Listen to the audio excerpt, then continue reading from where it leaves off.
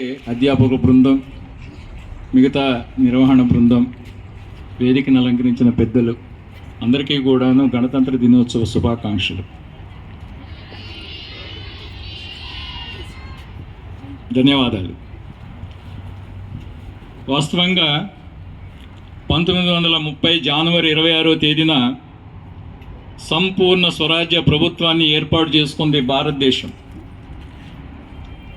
కాబట్టి 1949లో రాజ్యాంగం ఆమోదం పొందినప్పటికీ కూడాను 1949 నవంబర్లో సంపూర్ణ రాజ్యాంగం ఆమోదం పొందినప్పటికీ కూడాను 1950 జనవరి 26ను మాత్రమే మనం రాజ్యాంగాన్ని అమలుపరుచుకోవడానికి సిద్ధం చేసుకున్నాం. కారణం ఏంటంటే సంపూర్ణ స్వరాజ్యం యొక్క ప్రభుత్వాన్ని మనం స్వీకరించాలని ఒక ధ్యేయంతో ఆ రోజున 1930లో అనుకున్నాం. కాబట్టి అదే జనవరి 26వ తేదీన మనం రాజ్యాంగాన్ని అమలుపరిచే దినంగా మనం ఆ రోజు నిర్ణయం చేసుకున్నాం. దీనికి కారణాలు రెండు ఉన్నాయి. రాజ్యాంగంలో రెండు పార్ట్లు ఉన్నాయి. ఒకటి పౌర విధులు ఉంటాయి. దాంట్లో 386 మంది సభ్యులు ఉన్నప్పటికీ కూడాను రాజ్యాంగ నిర్వహణకి సంబంధించిన దానిలో సబ్ కమిటీలు 26, 27 ఉన్నప్పటికీ కూడాను కొద్దిమంది మాత్రమే ఆఖరి నిమిషం వరకు రాజ్యాంగాన్ని తయారు చేసే దిశలో ఉండిపోవాల్సిన పరిస్థితి వచ్చింది. వాళ్ళ వయసు కారణంగా కావచ్చు, ఇంకొక కారణంగా కావచ్చు. కాబట్టి ఫైనల్గా అందరూ కలిసి రెండు రకాలుగా రాజ్యాంగాన్ని తయారు చేశారు. భారతదేశం యొక్క సాంస్కృతిక జీవన విధానం ఏదైతే ఉందో, భారతదేశం యొక్క సాంస్కృతిక జాతీయవాదం ఏదైతే ఉందో, ఈ రెండింటిని అనుసంధానం చేసి ఇక్కడ పుట్టిన ప్రతి ఒక్కరూ కూడాను ఏ రకమైన విధులని అనుసరించాలి, ఇక్కడ పుట్టిన ప్రతి ఒక్కరూ ఏ రకమైన విలువలని ఆచరించాలి, ఈ రెండింటినీ కూడాను రాజ్యాంగం కమిటీ కూలంకషంగా చర్చించినప్పుడు వివిధ దేశాల నుంచి తీసుకున్న అనేక రాజ్యాంగాల నుంచి తీసుకున్న చిన్న చిన్న మార్పులు చేర్పులకు సంబంధించి ఉన్నప్పటికీ కూడాను భారతదేశం యొక్క మూలం ఏదైతే ఉందో ఆ మూలం ఆధారంగానే రాజ్యాంగాన్ని తయారు చేయడానికి ప్రయత్నం చేశారు. దానిలో సఫలీకృతం అయ్యారు. కాబట్టి ఈ దేశం యొక్క పౌర విధులు ఏమిటి స్పష్టంగా ఉంటుంది రాజ్యాంగంలో. అలాగే పౌర విలువలు ఏమిటి అనేది స్పష్టంగా ఉంటుంది రాజ్యాంగంలో.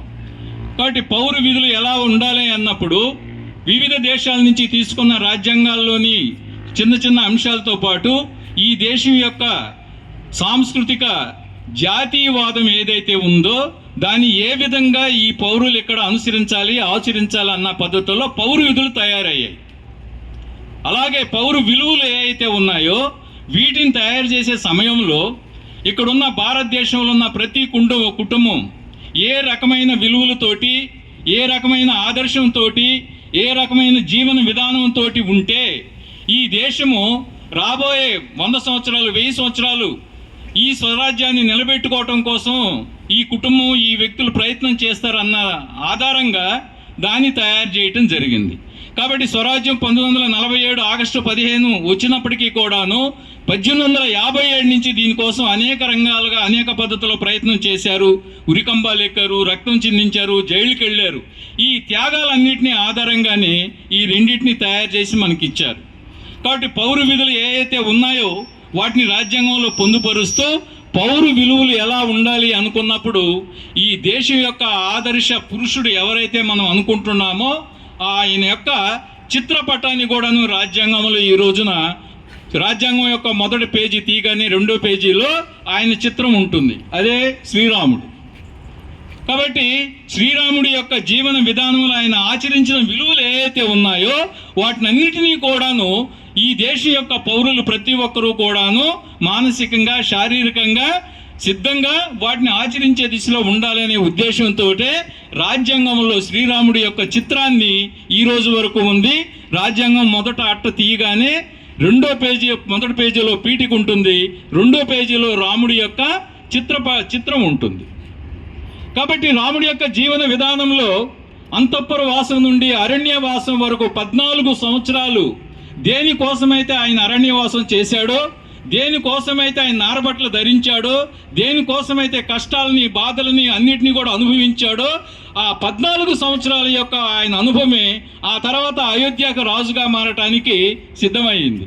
కాబట్టి అటువంటి జీవన విలువలు ఏవైతే ఉన్నాయో వాటిని రాజ్యాంగంలో పొందుపరిచినప్పటికీ కూడాను దాని యొక్క చిత్రం ఎప్పుడు కూడాను మన మస్తిష్కంలో ఉండడం కోసం రాముడి యొక్క చిత్రాన్ని రాజ్యాంగంలో పొందుపరిచారు. కాబట్టి దాన్ని ఈ రోజున తరతరాలుగా ఏదైతే ఉన్నాయో భారతదేశం యొక్క ఆయువు పట్టు ఏదైతే ఉందో అది సాంస్కృతిక జీవన విధానము, సాంస్కృతిక జాతీయవాదం ఏదైతే ఉందో ఈ రెండింటినీ మిళితం చేసి ఇక్కడున్న ప్రతి ఒక్కరూ కూడా ఆ పద్ధతుల్లో జీవించాల్సిన అవసరం ఉంది. కాబట్టి మనం ఈ రోజున విశ్వ హిందూ పరిషత్తు విద్యా వికాస సేవా సమితి పేరుతోటి ఈ రోజున రామాయణం పరీక్షలు భారతదేశంలోని అన్ని పాఠశాలలో నిర్వహించాలి అనేది ఆలోచించడం జరిగింది. కారణం ఏమిటంటే రాముడు దేవుడితో పాటు ఈ దేశం యొక్క ఆదర్శ పురుషుడిగా రాజ్యాంగం స్వీకరించింది. ఈ దేశం యొక్క ఆ ఆలోచన విధానంలో రాముణ్ణి తీసుకొని రాజ్యాంగాన్ని స్వీకరించడానికి సిద్ధపడింది. కాబట్టి రాజ్యాంగంలో పొందుపరిచిన విలువలు ఏవైతే ఉన్నాయో ఈ దేశంలో ప్రతి కుటుంబంలో, ప్రతి వ్యక్తుల్లో, ప్రతి పిల్లల్లో అది రావటం మూలాన ఈ దేశం యొక్క జీవన విధానము, సంస్కృతి, పద్ధతులు ఇవన్నీ కూడా సరైన దిశలో ఉంటాయి అనే ఆలోచనతోటి ఈ రామాయణ పరీక్షల్ని మనం పెట్టుకుంటూ వస్తూ ఉన్నాం. కారణం ఏంటంటే ఈ విలువలు ఏవైతే ఉన్నాయో అది ప్రతి పిల్లవాడికి అర్థం కావాలి.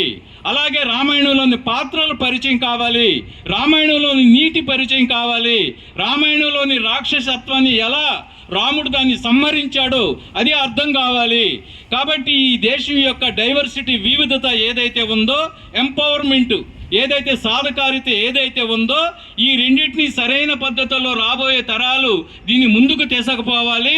మన ముందు వాళ్ళు సాధించి ఇచ్చిన స్వరాజ్యాన్ని సరైన పద్ధతిలో నిలుపుకోవాలంటే పౌర విధుల్ని ఏ రకంగా మనం ఆచరిస్తామో అలాగే ఈ విలువలను కూడాను మనం అనుసరించాలనే ఉద్దేశంతో రామాయణం పరీక్షలు నిర్వహించి రామాయణంలోని విలువలు, ధర్మము, నీతి, న్యాయము ఏవైతే ఉన్నాయో వీటన్నిటిని కూడాను ప్రతి బిడ్డకి ఈ రోజున అందించడం కోసం విశ్వ హిందూ పరిషత్ ఈ పని చేస్తూ వస్తూ ఉంది.